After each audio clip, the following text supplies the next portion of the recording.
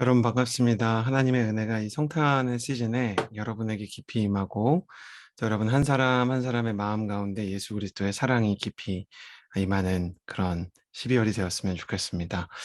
우리가 3주째 성탄의 메시지를 가지고 은혜를 나누고 있는데 여러분에게 기쁜 소식이 되었으면 좋겠습니다.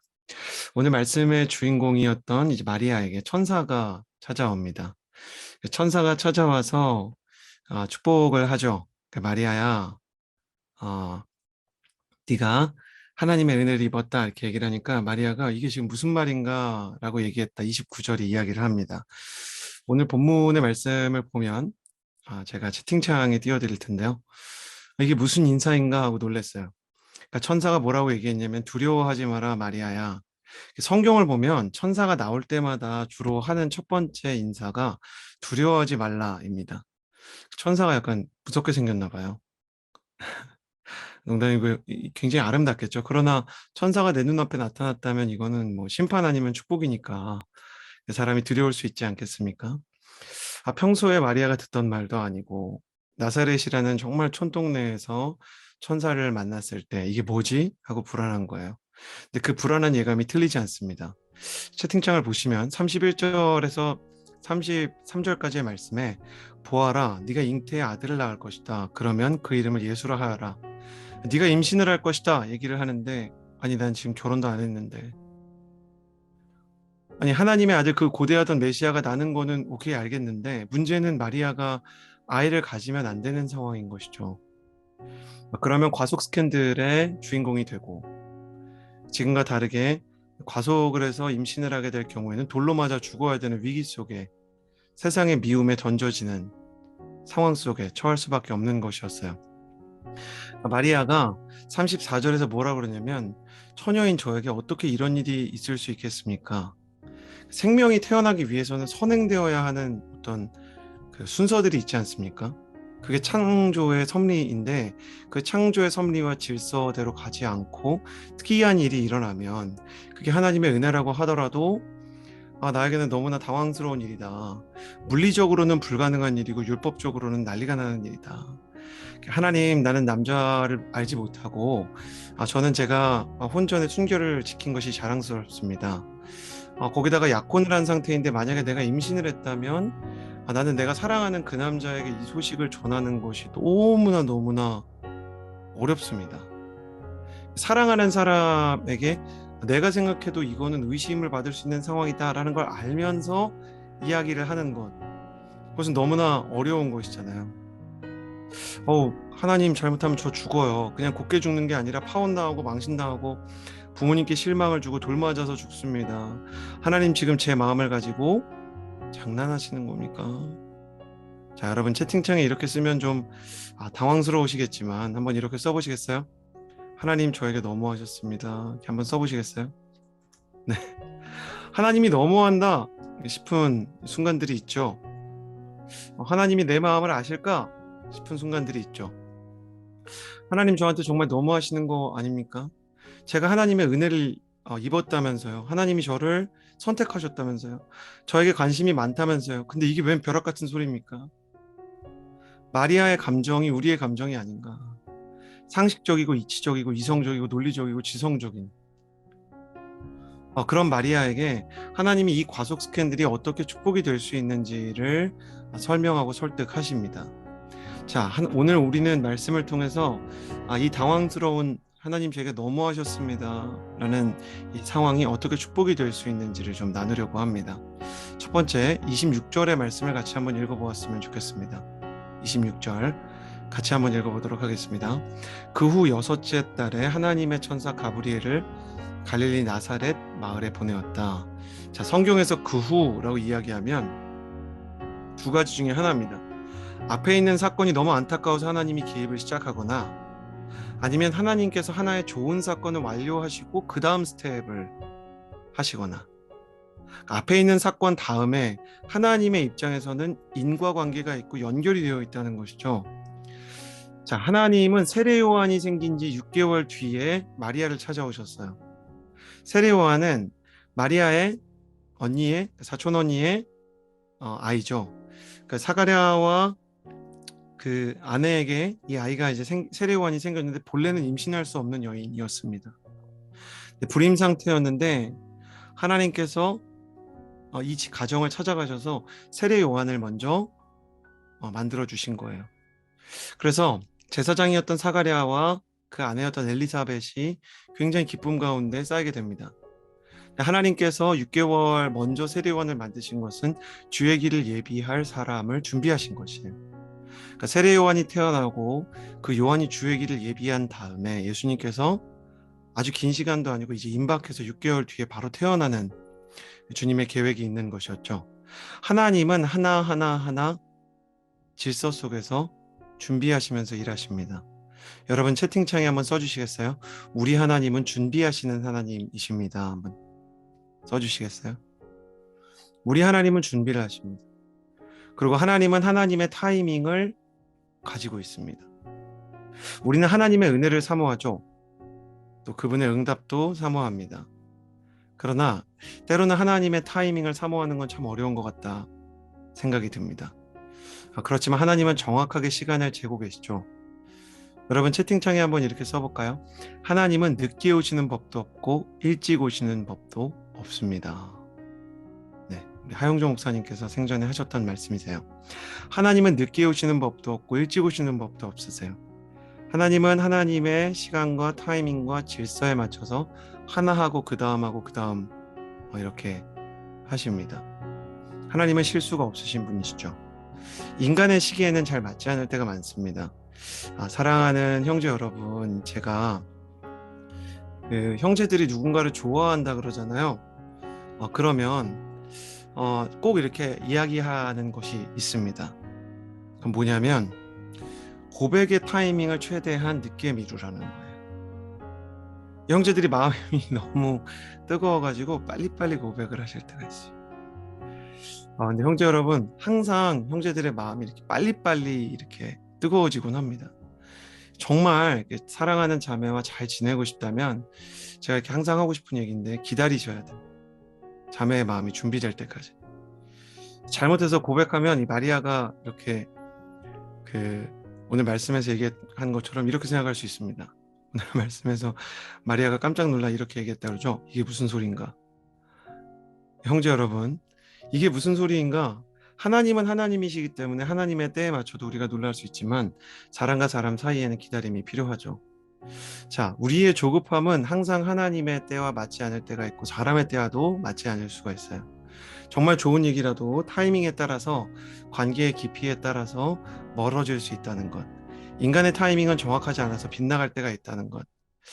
그러나 우리가 기억해야 되는 것은 우리가 시계를 잘못 맞췄다고 해도 시간까지 잘못 흐르는 것은 아니라는 것이에요. 하나님의 일은 우리가 시계를 잘못 맞춰도 하나님의 시간에 맞춰서 일어날 것입니다. 나의 시기에 실망했습니까? 나의 타이밍에 마음이 무너졌습니까? 그러나 하나님의 시간이 다가오고 있음을 기대할 수 있었으면 좋겠습니다. 마리아는 당황했지만 주님께서는 이 모든 상황에 대해서 이미 준비가 되어 계시고 또 일하고 계시는 하나님이셨습니다. 여러분 채팅창에 한 번 더 써주시겠어요? 하나님은 나를 위해 준비하고 계십니다. 할렐루야. 여러분을 위해 준비하시고 여러분을 위해 예비하시는 그 하나님을 만나는 크리스마스가 되었으면 좋겠습니다. 자, 두 번째 마리아의 이 당황스러운 과속 스캔들 속에 있는 선물, 그것은 무엇인가? 그것은 이제 28절의 말씀입니다. 우리 같이 28절의 말씀 한번 같이 읽어볼까요? 천사가 마리아에게 가서 말했습니다. 기뻐하여라, 은혜를 입은 자여, 주께서 너와 함께 하신다. 할렐루야. 이 메시지가 너무너무 아름다운 것 같아요. 수많은 나라가 있고 수많은 도시가 있고 수많은 사람이 있는데 하나님께서 이스라엘 그 안에서도 정말 작은 나사렛이란 동네를 택하시고 마리아에게 임하셨습니다. 바로 임마누엘 사건의 시초라고 얘기할까요? 주 하나님이 우리와 함께 하신다. 종전에 나눈 것처럼 주님께서는 제사장이었던 사가랴와 엘리사벳의 가정을 찾아가셨죠. 주님께서는 제사장의 집도 찾아가고요. 시골 소녀의 집도 찾아가십니다. 주님께서는 사람이 보기에 좋은 사람, 나쁜 사람, 사람이 보기에 충분한 사람, 그렇지 않은 사람, 세상의 어떤 조건이 아니라, 세상의 시선이 아니라, 주님께서 보실 때 가치가 있고 아름답고 의미가 있고 사랑하는 사람들을 찾아가 주시는 것이죠.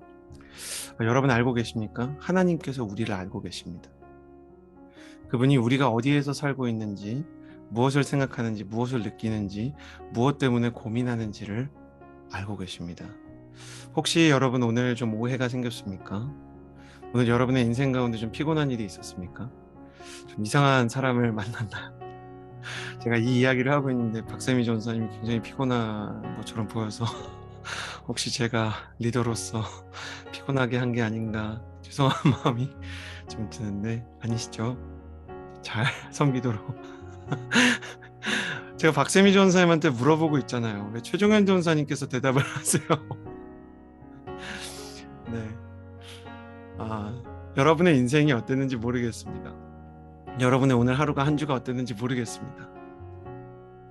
그러나 하나님께서는 그 모든 일에 관심을 가지고 계십니다. 그분이 할 일이 없어서 그런 것도 아니고 그분이 전능하시기 때문에 그게 너무 쉬워서 그러는 것도 아니고 그건 단순하게 주님이 우리를 향한 관심을 가지고 계시기 때문입니다. 여러분을 향한 하나님의 관심을 세상의 그 무엇도 막을 수 없습니다.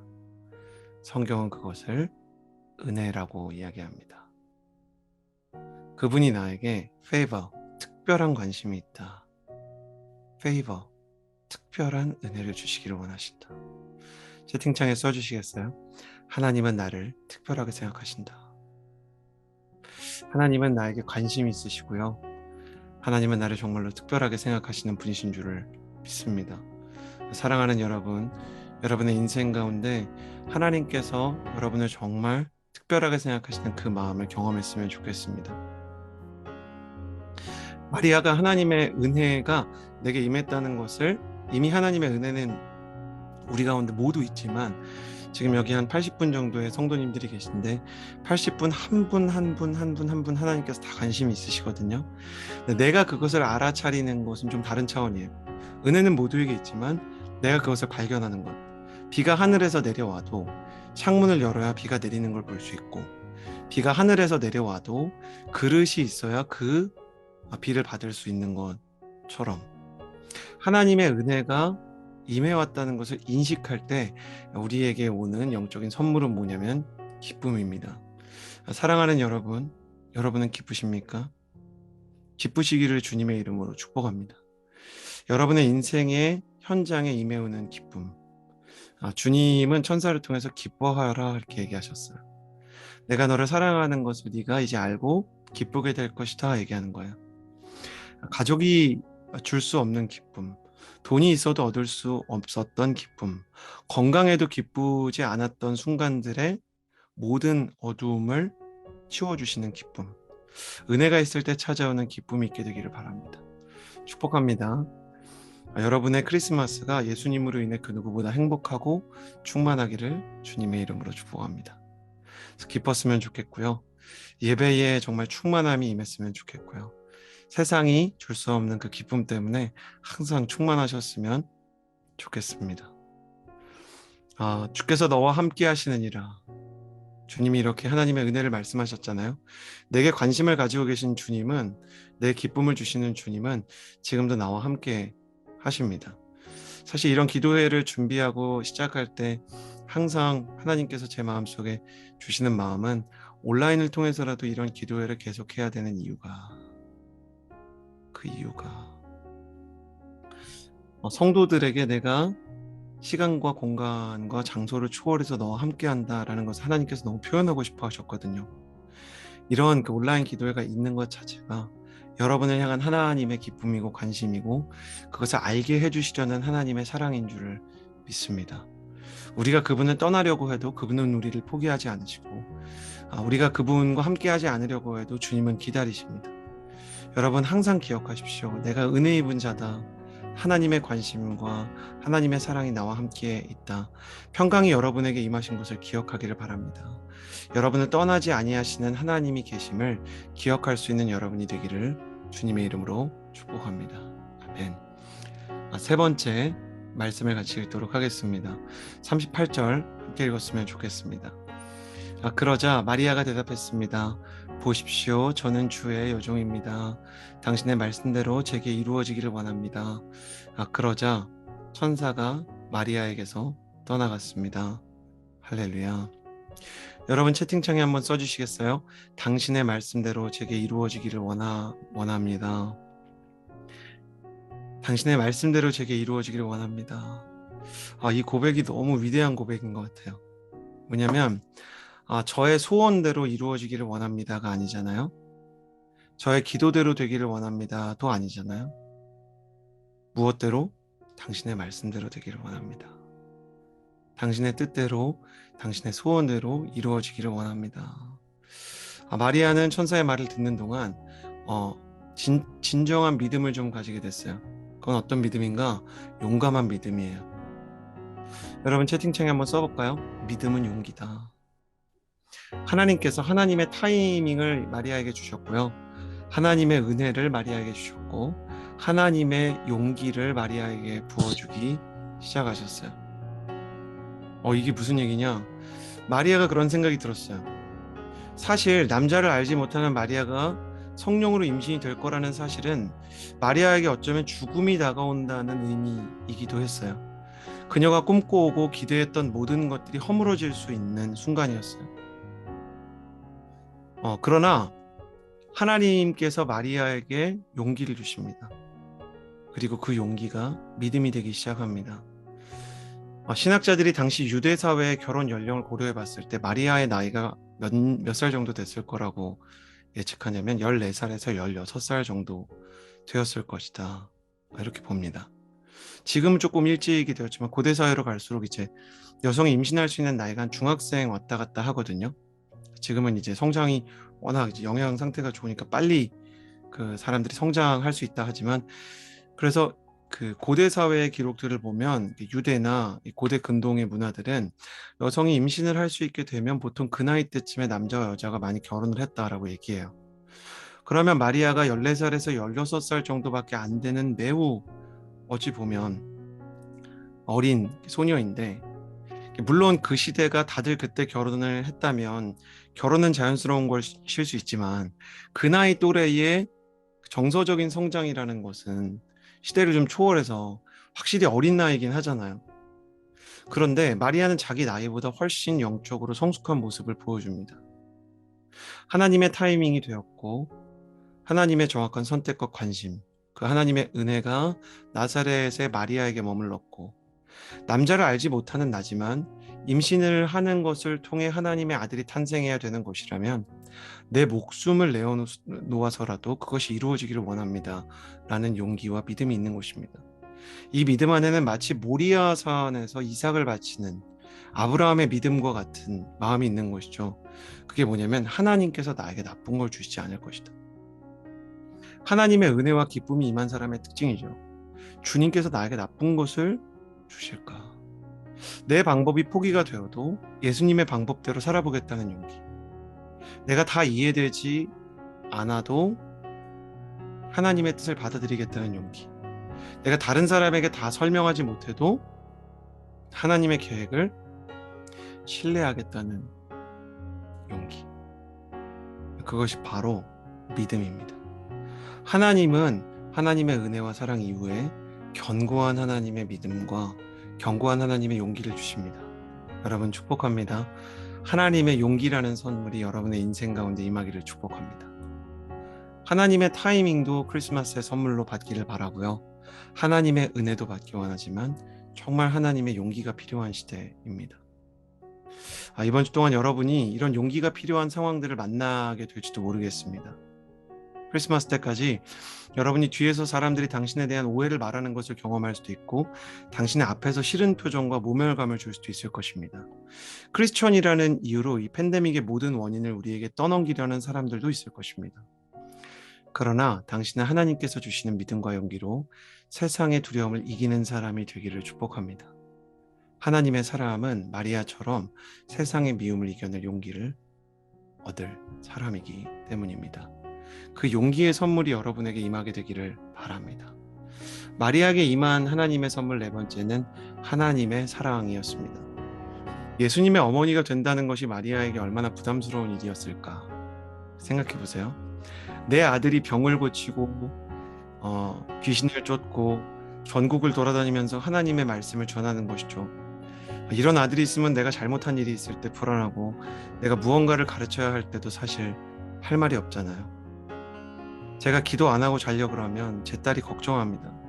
아빠는 목사님이잖아. 기도해야지. 저희 집에 율법의 몽학 선생이 계세요. 그래서 저한테 항상 기뻐하고 쉬지 말고 기도하고 범사에 감사하라고 말씀하시는 것이죠. 마리아는 오죽했겠습니까? 예수님께서 아이일 때도 소년일 때도 아들을 키우면서 아들이 생각보다 너무 성숙하고 너무 선하고 너무 지혜로워서 당황했을 것입니다. 부모의 입장에서 생각해 보면 가르칠 게 없는 자녀도 굉장히 당황스러운 것이거든요. 도저히 뭘 이렇게 도와줄 수 없을 것 같을 때 너무 안타까운 거죠. 그러나 메시아라고 하더라도 마리아는 분명히 예수님을 자신의 아들로 사랑했던 것 같아요. 무슨 괴물이나 그냥 하나님의 사람으로 숭배하는 것만 하지 않고 마리아는 예수님의 말 한마디 한마디를 그분이 하나님의 아들이기 때문에 그분이 신성을 가진 분이기 때문에만 아니라 아들로서 그분을 깊이 사랑하게 되었던 것 같아요. 그리고 예수님도 어머니 마리아를 극진히 섬기고 사랑하셨던 것 같아요. 아들이 십자가에 못 박히는 그날 그 순간까지 어머니 마리아는 그 자리를 떠나지 않습니다. 그 순간이 너무 고통스러웠겠죠. 근데 모든 어머니가 자녀의 고통스러운 순간을 외면하지 않듯이 아들에게 마지막 눈빛으로라도 응원을 보내고 싶었던 어머니 마리아. 끝까지 예수님을 향해서 한마디 말도 하지 않고 예수님을 응원했던 어머니 마리아. 어찌 보면 한국 어머니들처럼 사랑이 많은 보통 어머니가 된 것 같아요. 그래서 예수님도 마리아에게 특별한 애정을 가지고 계셨어요. 그래서 애제자 요한에게 보라, 내 어머니라. 그 어머니 마리아를 부탁하셨죠. 하나님이 마리아에게 주신 선물은 사랑이었던 것 같아요. 예수님을 사랑하고 예수님께 사랑받게 하신 것. 누구보다 예수 그리스도를 사랑하고 그분의 부활을 기뻐했던 인물이 바로 마리아가 아닌가. 마리아에 대한 너무 과도한 신격화를 하는 카톨릭에 동의할 수 없지만 그러나 분명한 것은 마리아는 신앙의 선배로서 제자들과 어쩌면 사도 바울보다 성경에서 예수님을 더 많이 알고 사랑했던 인물이었으리라 생각합니다. 예수님의 십자가와 부활을 다 목격하고 성도로 평생을 살았고 또 동시에 예수님을 양육하며 예수님과 함께 먹고 자고 하셨던 분이기 때문이죠. 다시 태어나도 되돌아가도 아마 예수님의 어머니로서의 삶을 선택하려 하지 않을까. 마리아에게 깊은 사랑이 있었을 것으로 생각이 됩니다. 큰아들 연준이가 태어났는데 한번 이제 쇼핑몰에 갔다가 좀 끔찍한 일이 일어났었죠. 지하 주차장에서 연준이가 먼저 엘리베이터로 뛰어 들어가서 엘리베이터 문이 닫히면서 엘리베이터가 연준이 혼자 태운 채 이 아이가 이제 돌이 막 지난 상태였는데 이제 4층까지 올라간 사건이었어요. 사실 아내와 저와 이렇게 대화를 나누면서 아내가 저에게 그런 고충을 털어놨어요. 육아의 스트레스가 너무 커서 난 정말 모성애가 있는 사람인지 잘 모르겠다. 예쁘긴 예쁜데 뭐 얘를 위해 목숨을 주고 내 인생을 바치고 난 진짜 이해가 안 된다. 내 아들이 이렇게 엘리베이터를 타고 올라가니까 엄마는 그 자리에 주저앉아서 울기 시작하는 거죠, 제 아내가. 그리고 아빠는 어떠냐면 계단을 뛰어 올라가기 시작하는 거예요. 당신 여기 가만히 있어. 미친 듯이 뛰어 올라가면서 사실 저는 아들을 발견할 수 있을 거라고 확신했습니다. 근데 엘리베이터가 4층짜리 쇼핑몰인데 4층까지 딱 올라갔는데 아들이 없는 거예요, 그 어디에도. 아내는 아이가 혼자 올라가는 순간 이미 두려움을 경험했다면 저는 당연히 있을 거라고 생각했는데 발견하지 못한 그 순간에 두려움과 절망을 경험하기 시작했습니다. 그래서 어떻게 해야 되나 동분서주하면서 발을 동동 구르고 이쪽으로 저쪽으로 뛰고 있는데 한 청년이 저에게 와서 그러는 거예요. 혹시 어린아이 찾으세요? 그래서 맞다고 그랬더니 어떤 아주머니가 이렇게 관리사무소로 데려갔다고. 그래서 관리사무소로 저희 아내를 데리고 아들이 있을 거라고 예상을 하면서 그 자리에 이렇게 딱 가는데 문 앞에 그 아주머니가 계신 거예요. 아주머니가 너무 울면 아이가 놀래니까 울지 마시라고. 들어갔더니 아들이 있고요. 아들을 끌어안고 저희 아내가 이렇게 막 울면서 이렇게 소리도 못 내고 너무 놀랄까 봐 그냥 아이를 품에 안은 채 아이 등 뒤로 눈물을 떨어뜨렸던 기억이 납니다. 그날 밤에 아이와 바깥에서 식사를 하고 들어와서 아이를 재운 다음에 아내가 그런 말을 했어요. 난 몰랐는데 그 자리에 주저앉아서 처음으로 그런 기도를 했다. 하나님, 제 생명을 가져가세요. 우리 아들은 살아야 됩니다. 그래서 저한테 그런 얘기를 하세요. 레고처럼 하나님께서 모성애를 조립식으로 주시는 건가 보다. 시간이 지나면서 이 아이와 함께한 시간이 많아지면서 내가 정말 이 모성애를 하나하나 쌓아가고 있었던 것 같다. 저는 여러분에게도 그런 하나님의 사랑이 임하게 되기를 바랍니다. 지금 예수님을 사랑하냐 물으면 저희 아내처럼 이렇게 얘기할 수 있겠죠. 내가 예수님을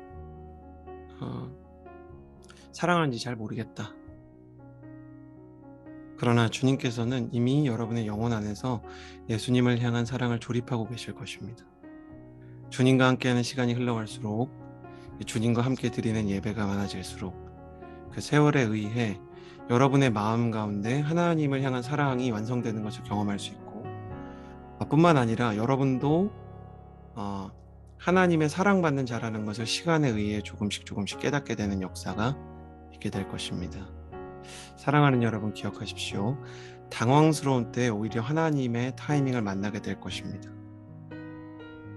또한 여러분의 인생 가운데 하나님의 특별한 관심과 은혜가 여러분을 찾아올 것입니다. 두려움에 휩싸였을 때 하나님의 용기가 그 두려움을 이겨내게 할 것입니다. 내 안에 사랑이 없다 생각할 때 주님께서 하나님의 사랑을 조금씩 빚어가실 것입니다. 그 사랑의 주인공으로, 그 사랑의 은혜로 주님과 함께 가장 행복한 기쁨의 주인공 저와 여러분이 되었으면 좋겠습니다. 같이 기도하겠습니다.